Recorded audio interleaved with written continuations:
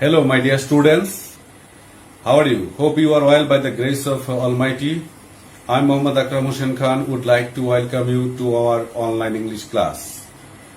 Our today's topic has been taken from your English second paper, and it is voice change. Let us begin our topic. Dear students, look at the sentence. I have written here a sentence. Sentences which cannot be changed into passive.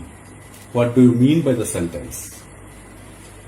এই সেন্টেন্সের অর্থ হচ্ছে কোন সেন্টেন্সগুলিকে আমরা passive ফর্মে আনতে পারবো না। অ্যাক্টিভ ভয়েসে আসছে কিন্তু প্যাসিভ ভয়েস করা যাবে না। তার মানে কি সব বাক্যকেই আমরা প্যাসিভ ফর্মে নিতে পারবো না। এখন দেখো এখানে একটা এক্সাম্পল লিখেছি, I am going to college. এটার মানে কি আমি কলেজে যাচ্ছি। If I ask you to change the sentence into passive, can you do it? I say you can't because you don't have the object that is required to make it passive. এখানে সেই অবজেক্টটি নেই যে অবজেক্টটির মাধ্যমে আমরা এই বাক্যটাকে passive ভয়েসে আনতে পারি। আমরা তাহলে প্যাসিভ ভয়েসে আনলে আমাদের কি ধরনের বাক্য প্যাসিভ ভয়েস করতে পারবো সেটা আমি এখন তোমাদেরকে একটু পরিষ্কার ধারণা দিতে চাই। আমাদের যে ভার্ব রয়েছে সেই ভার্বকে যদি আমরা কি এবং কাকে দ্বারা প্রশ্ন করে উত্তর পাই তাহলে আমরা সেই বাক্যকে আমরা প্যাসিভ ভয়েসে আনতে পারবো। এই উত্তরে আমরা অবজেক্ট খুঁজে পাবো। এখন যদি আমি এখানে যে বাক্যটা রয়েছে সেখানে যদি আমি প্রশ্ন করি যে এটা হচ্ছে মূল ভার্ব, এটার বেস ফর্ম হচ্ছে go, I am going to college, এটাকে যদি প্রশ্ন করি আমি কি যাচ্ছি, এটার উত্তর এখানে নেই। আমি কাকে যাচ্ছি, এটার উত্তরও এখানে নেই। সুতরাং এটাকে প্যাসিভ ভয়েস করা যাবে না। এটা হচ্ছে একটা ইনট্রানজিটিভ ভার্ব, এটার অবজেক্ট নেই। সুতরাং অবজেক্টবিহীন বাক্যকে আমরা প্যাসিভ ভয়েস করতে পারবো না। এখন আমরা তাহলে কোন ধরনের বাক্যকে প্যাসিভ ভয়েস করব? অবজেক্ট ওয়ালা বাক্যকে আমরা প্যাসিভ ভয়েস করব। So let us try to identify subject and object. Here you can see another sentence that is given in passive voice. Sunny has helped Ayan with the project. Sorry, it is given in active voice. Sunny has helped Ayan with the project. If we make it into passive, then it will be such. Ayan has been helped by Sunny with the project. Now it is our time to find out the subject, main verb and the object from this sentence. Let us discuss it. Here, Sun is the doer of the action. It is the subject. Bangla বাক্যে কে দ্বারা প্রশ্ন করে যদি আমরা উত্তর পাই, ভার্বকে যদি কে দ্বারা প্রশ্ন করে উত্তর পাই তাহলে আমরা সাবজেক্ট খুঁজে পাই। তাহলে এখানে দেখতে পাচ্ছি আমরা সানি আয়নকে সাহায্য করেছিল একটা প্রজেক্টে। কে সাহায্য করেছিল? সানি সাহায্য করেছিল, সাবজেক্ট। এখন এখানে মূল ভার্ব কোনটা? আমরা জানি বাক্যটা প্রেজেন্ট পারফেক্ট টেন্সের। এখানে মূল ভার্ব হচ্ছে হেল্পড। কাকে সাহায্য করেছিল? আয়নকে সাহায্য করেছিল। এটা হচ্ছে অবজেক্ট। উইথ দ্য প্রজেক্ট এটা হচ্ছে রিমেনিং পার্ট অথবা এক্সটেনশন অফ দ্য সেন্টেন্স। এখন আমরা এটাকে প্যাসিভ ফর্মে নিয়ে আসবো। কিভাবে নিয়ে আসবো? আমরা জানি interchange of subject and object. Passive ভয়েসে ইন্টারচেঞ্জ করতে হবে সাবজেক্ট এবং অবজেক্টকে। অ্যাক্টিভ ভয়েসের যে অবজেক্ট রয়েছে সেটাকে আমরা সাবজেক্টে রূপান্তর করব। এখানে অবজেক্ট পেয়েছে আয়ান, এটা সাবজেক্ট হয়ে গিয়েছে। যেহেতু এটা প্রেজেন্ট পারফেক্ট টেন্সে রয়েছে সেই জন্য এখানে হ্যাজ বিন হয়েছে এবং পরবর্তীতে মূল ভার্বের past participle help help help. আমরা জানি পারফেক্ট টেন্সে সবসময় পাস্ট পার্টিসিপল ব্যবহৃত হয়, এটা পাস্ট পার্টিসিপল ঠিকই রয়েছে। তারপরে সাধারণত প্রিপোজিশন বাই বসাতে হয়। তারপরে অ্যাক্টিভ ভয়েসের যে সাবজেক্ট রয়েছে সেটি বসাতে হয় অবজেক্ট হিসাবে এবং বাক্যের যে অবশিষ্ট অংশ রয়েছে সেটি আমরা বসালাম। তাহলে আমরা এখানে বাক্যটাকে এইভাবে প্যাসিভে পরিণত করলাম। এখানে আমরা কি পেলাম? অবজেক্ট হিসেবে আয়নকে পেলাম, এটাকে সাবজেক্ট করলাম, তারপরে অক্সিলারি ভার্ব দিলাম, মূল ভার্বের পাস্ট পার্টিসিপল করলাম, প্রিপোজিশন বাই দিলাম এবং অ্যাক্টিভ ভয়েসের সাবজেক্ট কে প্যাসিভ ভয়েস যে অবজেক্ট করলাম সারিকে এবং রিমেনিং যে পার্ট রয়েছে সেটাকে আমরা বসিয়ে দিলাম। এই হচ্ছে তোমার সাবজেক্ট, অবজেক্ট এবং প্রিন্সিপাল ভার্ব চেনার নিয়ম। আরেকটা ছোট কথা তোমাদেরকে আমি বলতে চাই, you can get the object just after the principal verb in your sentence. এখানে দেখো আই অ্যাম, এটা হচ্ছে প্রিন্সিপাল ভার্ব, আই অ্যাম এখানে অবজেক্ট। ডিয়ার স্টুডেন্টস, আরেকটা বিষয় তোমাদেরকে আমি একটু বলতে চাই, সেটা হচ্ছে অ্যাক্টিভ ভয়েসে প্যাসিভ ভয়েস করার সময় সবসময় কিন্তু তোমার যে অ্যাকশন ভার্বগুলি রয়েছে সেই ভার্বগুলিকে আমরা প্যাসিভ ভয়েসে পরিণত করতে পারি, যেমন গো, কাম, রাইট, ইট, সি, ওয়াচ, ফিল এটসেট্রা।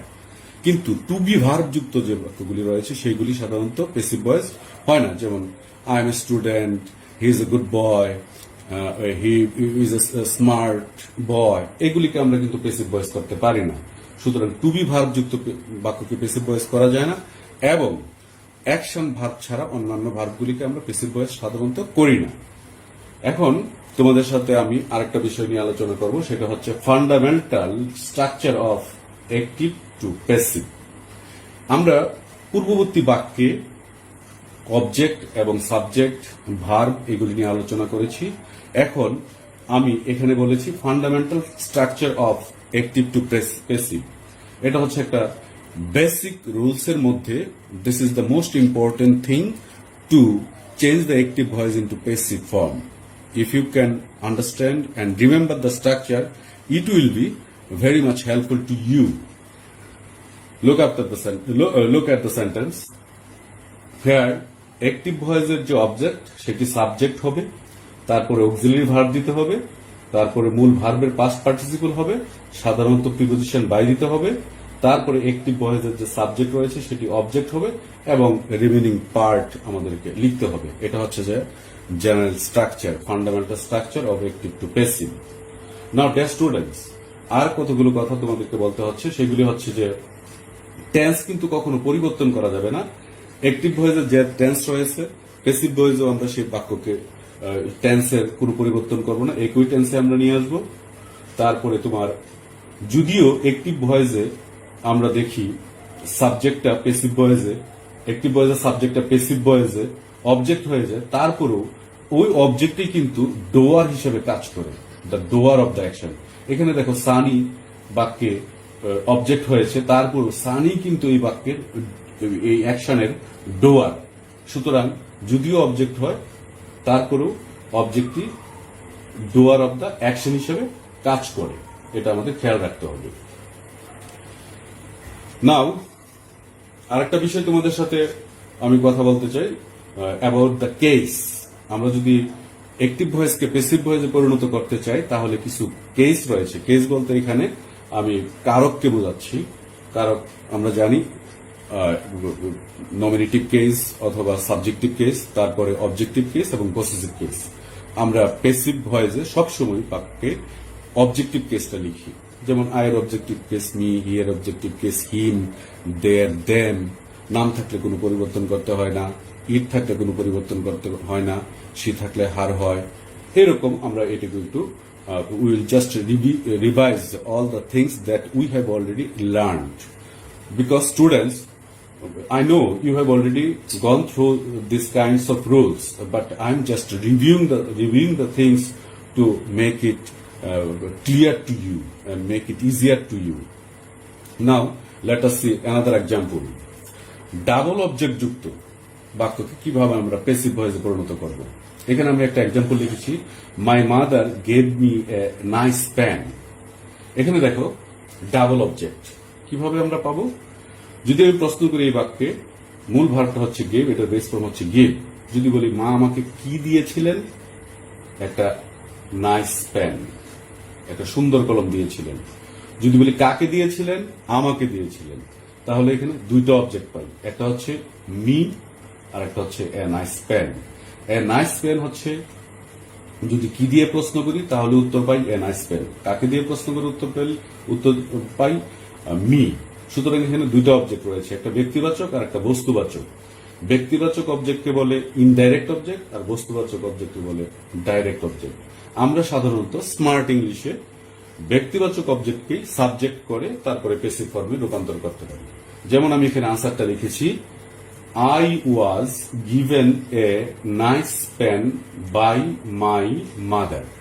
তার মানে কি, এখানে ব্যক্তিবাচক যে অবজেক্ট মি রয়েছে সেটা সাবজেক্ট হয়ে গেল। তারপরে তোমার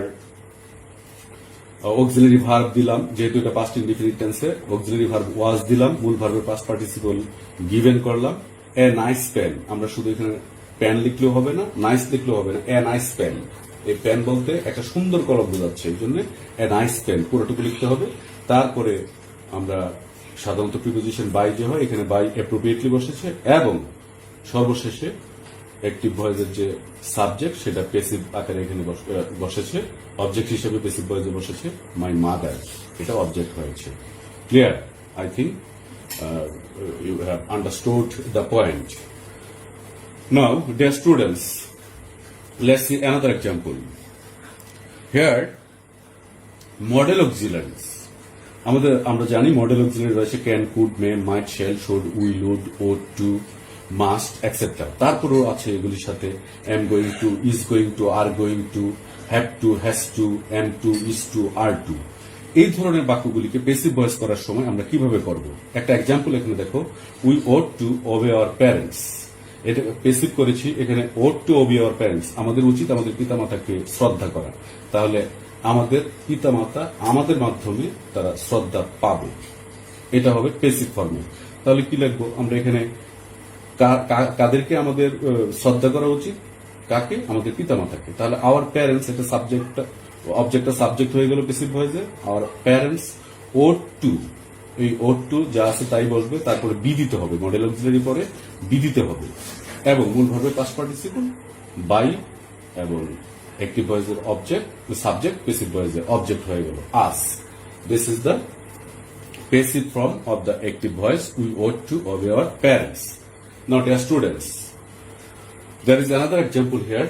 I am going to open a bank account. এই বাক্যটাকে দেখলে মনে হয় present continuous tense. Structurally, it is present continuous, no doubt, but it expresses the immediate future. I am going to open a bank account. It means that আমি একটা bank account খুলতে যাচ্ছি। এখন এটাকে যদি আমি পেসিভ ফর্মে নিতে চাই তাহলে কিভাবে করব? যদি আমি করি যে a bank account is being gone, present continuous tense দেখলেই যদি এরকম মনে হয় তাহলে এটা ভুল হবে। এটা দেখো, আমি বলছি যে am going to, is going to, are going to, have to, has to, am to, is to, are to, এই বাক্যগুলিকে আমরা পেসিভ ভয়েস করার সময় বি দিয়ে করব। যেমন I am going to open a bank account, এখানে কি করতে যাচ্ছি? একটা ব্যাংক অ্যাকাউন্ট, এটা অবজেক্ট, এটাকে সাবজেক্ট করে ফেললাম, এ ব্যাংক অ্যাকাউন্ট।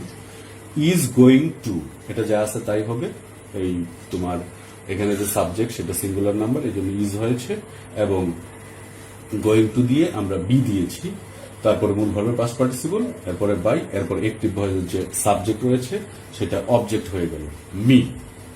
সো এইভাবে এটাকে কখনো কন্টিনিউয়াস টেন্সের যে একটি পেসিভ করা সেইভাবে করা যাবে না, এটাকে করতে হবে মডেল অক্সিলারির যে নিয়ম রয়েছে সেই অনুযায়ী আমাদেরকে এটা পেসিভ ফর্মে আনতে হবে। ডিয়ার স্টুডেন্টস, আর একটা বিষয় তোমাদেরকে আমি এখানে পরিষ্কার করতে চাই, সেটা হচ্ছে গ্রুপ ভার্ব। অনেক সময় আমরা পেসিভ ভয়েস করার সময় গ্রুপ ভার্ব যুক্ত বাক্য পাই, যেমন look after, throw away, etcetera. এখানে আমি একটা সেন্টেন্স লিখেছি, look at the sentence, they threw away the old newspapers. এই বাক্যটা অ্যাক্টিভে রয়েছে। If we turn it into passive form, then what will be the answer? Just look at the sentence of the passive. এখানে the old newspapers, এটা হচ্ছে object, আমরা এটাকে subject তৈরি করলাম পেসিভ ভয়েসে। তারপরে বাক্যটা যেহেতু পাস্ট টেন্সে রয়েছে এবং নিউজ পেপার্স এটা হচ্ছে যে প্লুরাল, ওয়ার নিয়ে আসলাম, মূল ভার্বের পাস্ট পার্টিসিপল থ্রোন, এবং জাস্ট আফটার দ্য মূল verb we immediately use the part of the sentence away. এই অ্যাওয়েটাকে যুক্ত করলাম। থ্রো অ্যাওয়ে, এটা কিন্তু একটা একই থ্রো এর সাথে অ্যাওয়ে, এটা ব্যবহার করতে হবে, এটাকে আলাদা করা যাবে না। The old newspapers were thrown away by them. এই ধরনের বাক্য যদি থাকে, অনেক সময় এরকম থাকে যে we should look after our parents, এটাকে পেসিভ করার সময় আমরা বলবো যে our parents should be looked after by us. এখানে লুকড বাই আজ আফটার, এখানে এইভাবে করা যাবে না। এই বাক্যটাকে করতে হলে লুক আফটার, যেহেতু এটা এখানে প্রিপোজিশনাল ফ্রেজ, এটা একসাথে রাখতে হবে। এই হচ্ছে তোমাদের, আমরা এখানে মোটামুটি এই কয়েকটা বিষয় নিয়ে আলোকপাত করলাম। এখন আমরা পরবর্তী ধাপে চলে যাব, সেখানে students you will get some more information. The students look at the sentence. Interrogative সেন্টেন্সকে আমরা কিভাবে অ্যাক্টিভ ভয়েস থেকে প্যাসিভ ভয়েসে রূপান্তর করব। এখানে লিখেছি did they break the window. এই বাক্যটা পাস্ট ইনডিফিনিট টেন্সে লিখেছি। এটাকে যদি আমরা প্রথমে ইন্টারোগেটিভ বাক্যটাকে আমরা অ্যাসার্টিভ করে ফেলবো, তাহলে কি লিখবো? They broke the window. এই অ্যাসার্টিভ করার পর এটাকে আমরা প্যাসিভ ফর্ম করব। The window was broken by them. আমরা এখানে অ্যাক্টিভ ভয়েসের যে অবজেক্ট রয়েছে উইন্ডো, সেটাকে সাবজেক্ট করলাম, তারপরে টেন্স ও সাবজেক্টের পার্সন ও নাম্বার অনুযায়ী অক্সিলারি ভার্ব দিলাম, মূল ভার্বের পাস্ট পার্টিসিপল, তারপরে বাই এবং দেন। এখন এই বাক্যটাকে যদি আমরা ইন্টারোগেটিভ করি, তাহলে কিন্তু আমরা এই যে did they break the window এই বাক্যের প্যাসিভ ফর্মটা এখানে পেয়ে যাই। তাহলে এই বাক্যটাকে ইন্টারোগেটিভ কি করলে হবে? আমরা সাবজেক্টের আগেই ভার্বটা নিয়ে যাব, বি ভার্ব এখানে রয়েছে, সেটা নিয়ে যাব। Was the window broken by them, তারপর একটা প্রশ্নবোধক দিতে হবে। এইভাবে আমরা ইন্টারোগেটিভ বাক্যগুলিকে প্যাসিভ ফর্মে আনতে পারি। হো যুক্ত যদি অ্যাক্টিভ থাকে, সেটাকে প্যাসিভ করার সময় বাই হোম দিয়ে প্যাসিভ করতে হবে। যেমন হো ইজ কলিং মি, এটাকে প্যাসিভ করার সময় বাই হোম, হো এর পরিবর্তে বাই হোম, তারপরে টেন্স অনুযায়ী আমাদের টেন্স এবং সাবজেক্ট পার্সন এগুলি দেখে আমাদের অক্সিলারি ভার্ব দিতে হবে, তারপরে সাবজেক্ট দিতে হবে, এরপর যেহেতু কন্টিনিউয়াস টেন্স এখানে বিং দিয়েছি আমি, এরপরে মূল ভার্বের পাস্ট পার্টিসিপল। মানে হো যুক্ত বাক্যগুলিকে বাই হোম দিয়ে শুরু করতে হবে এবং বাদ বাকি যে আমাদের অন্যান্য যে বিষয়গুলি রয়েছে সেগুলি ঠিক মতোই দেখে করতে হবে। তারপরে যদি হোম থাকে, সেটাকে আমরা প্যাসিভ কিভাবে করব? হোম থাকলে হো দিয়ে আমরা প্যাসিভ করব। যেমন whom did you see on the street, তুমি কাকে রাস্তায় দেখেছিলে। এখন তোমার দ্বারা রাস্তায় কাকে দেখা হয়েছিল, তাহলে আমরা লিখবো এখানে হোমের পরিবর্তে হো।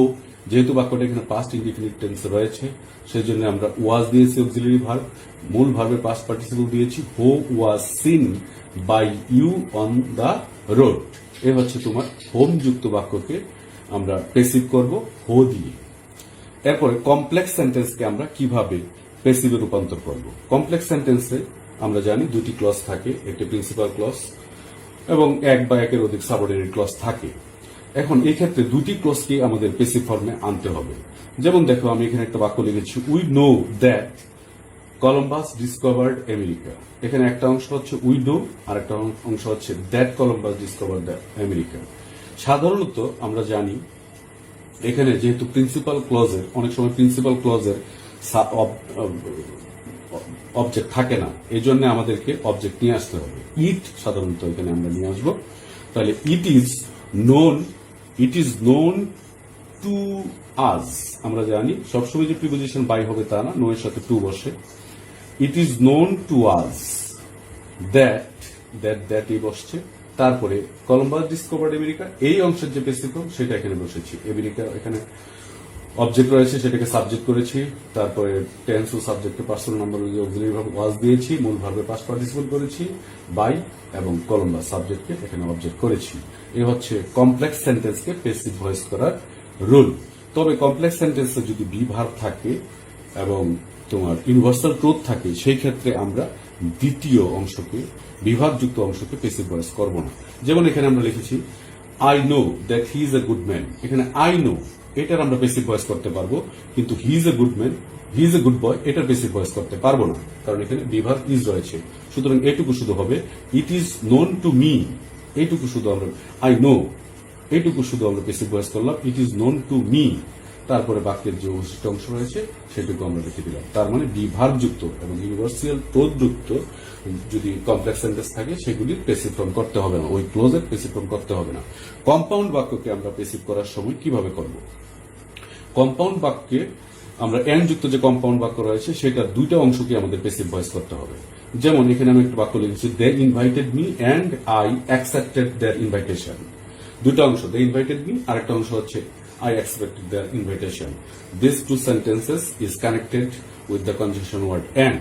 Now let us make it passive. প্রথম অংশটা প্যাসিভ করলে দাঁড়াবে I was invited by them and their invitation was accepted by me.